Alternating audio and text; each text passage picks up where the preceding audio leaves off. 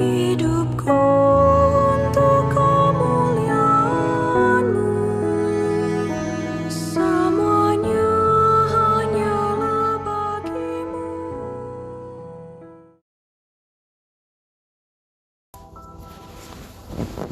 Bacaan dari Nubuat Yehezkiel. Tuhan bersabda kepadaku, "Hai anak manusia, engkau tinggal di tengah-tengah kaum pemberontak. Mereka mempunyai mata, tetapi tidak melihat.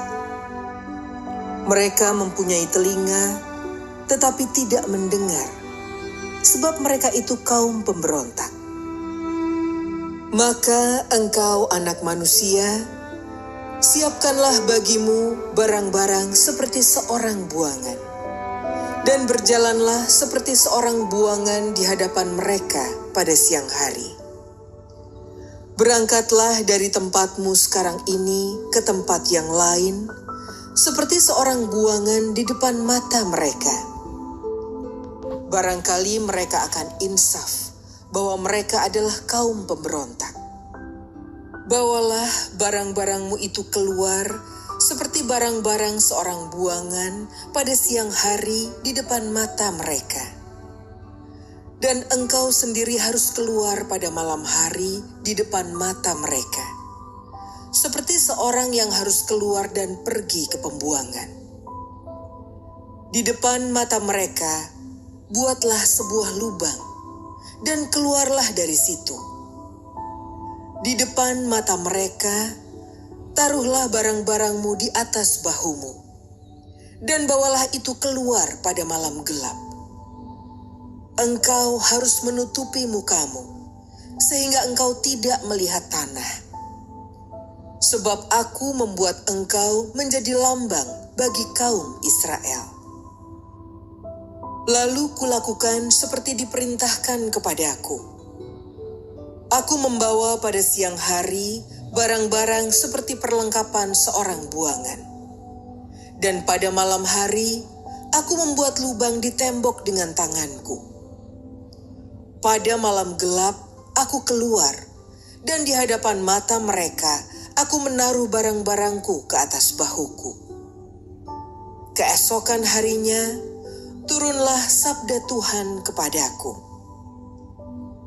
Hai anak manusia, bukankah kaum Israel, kaum pemberontak itu bertanya kepadamu, apakah yang kau lakukan ini? Katakanlah kepada mereka, beginilah sabda Tuhan Allah.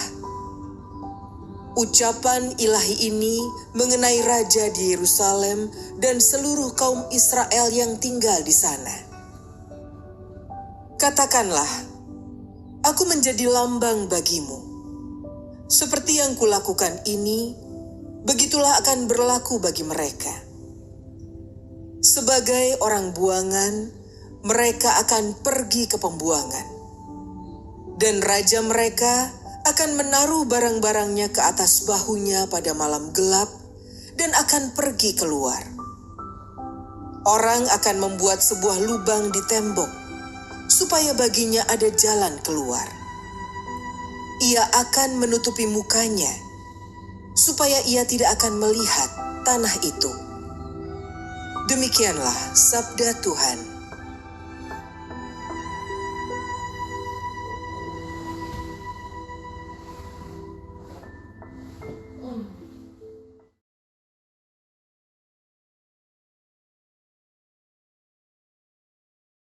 Hidupku untuk kemuliaan-Mu, semuanya hanyalah bagi-Mu.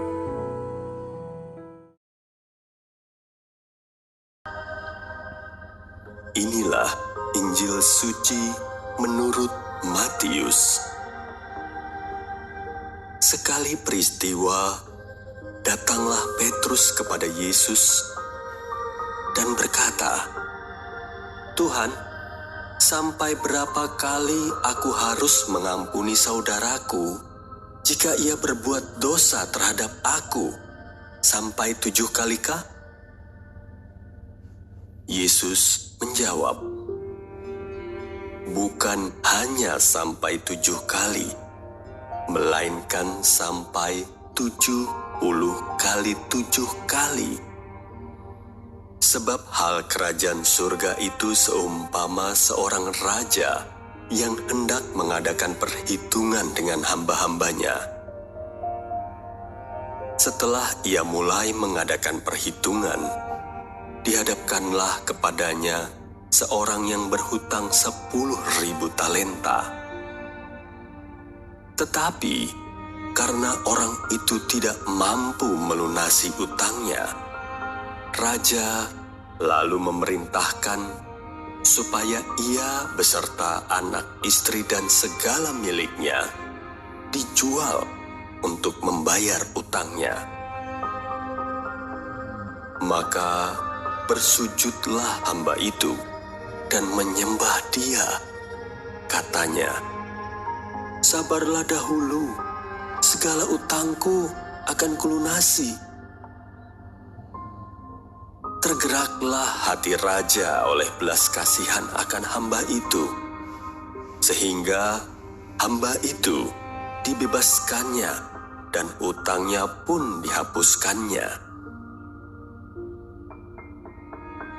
Tetapi ketika hamba itu keluar, ia bertemu dengan seorang hamba lain yang berutang 100 dinar kepadanya. Kawan itu segera ditangkap dan dicekik. Katanya, "Bayarlah hutangmu."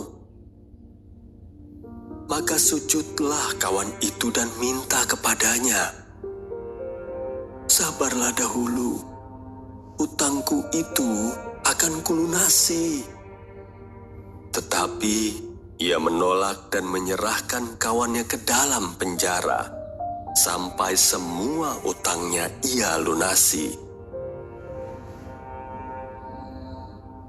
Melihat itu, kawan-kawannya yang lain sangat sedih, lalu menyampaikan segala yang terjadi kepada tuan mereka. Kemudian, raja memerintahkan memanggil orang itu dan berkata kepadanya, "Hai hamba yang jahat, seluruh utangmu telah kuhapuskan karena engkau memohonnya. Bukankah engkau pun harus mengasihani kawanmu seperti aku telah mengasihani engkau?"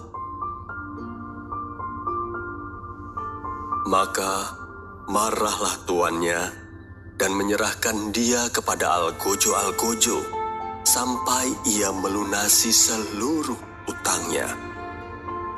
Demikian pula Bapakku yang di surga akan berbuat terhadapmu jika kalian tidak mengampuni saudaramu dengan segenap hatimu.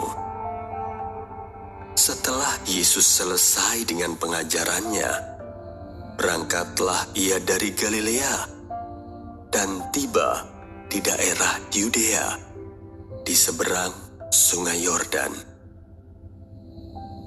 Demikianlah sabda Tuhan.